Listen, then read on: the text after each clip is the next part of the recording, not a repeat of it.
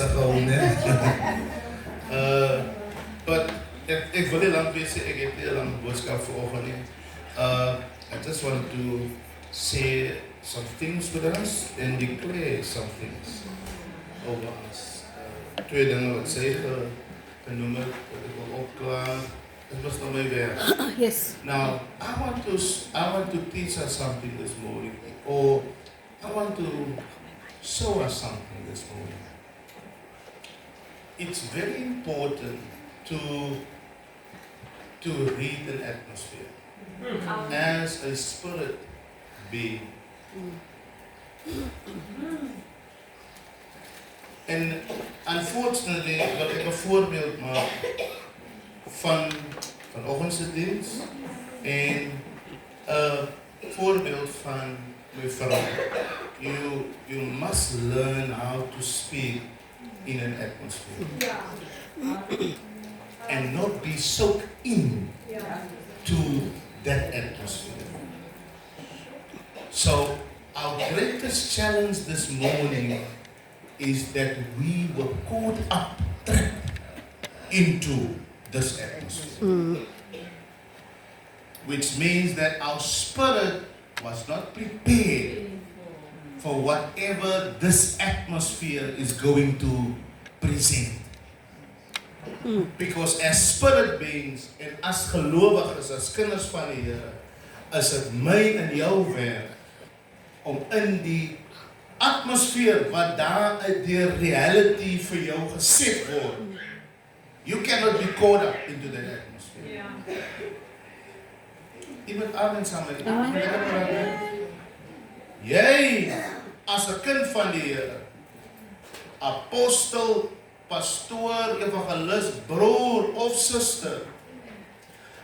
Ek wil nie oor Lazarus praat nie, want anders dan gaan ek divert van wat ek wil vanoggend sê, but allow me just to highlight a few things by Lazarus en by die dogtertjie van Jairus.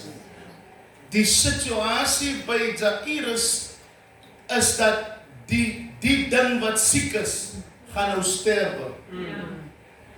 En hulle gaan hou vir Jairus. Jairus gaan hou vir Jesus om die environment van siekte, because dit is die issue,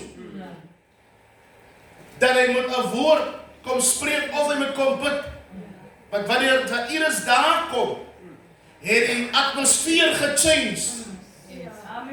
Dit is nie nou meer 'n siekte environment nie. Die dood is nou daar. Nou luister na Jesus se bewoording dat wanneer hy in die omstandighede instap, maak hy sy assessment. Maar sy assessment is nie in die vlees. Assessment is 'n ander woord vir jou, vir discernment.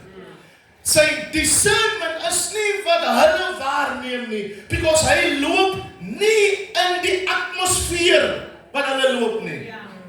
He's a spirit being. He was walking by faith. So, wanneer hy sê dat die dogtertjie is nie dood nie, is nie die reality, dit nie, wat die Here nou sien nie. Yes. But hy declare a atmosphere, a presence waarin hy beweeg. En hy sê dat sy slaap. En die Bybel sê dit gelag. Because die man is mal. Kan hy nie sien wat die aangaan nie. Amen. Amen. But he was not walking in the flesh. Even he did not walk in the natural. He walked by faith.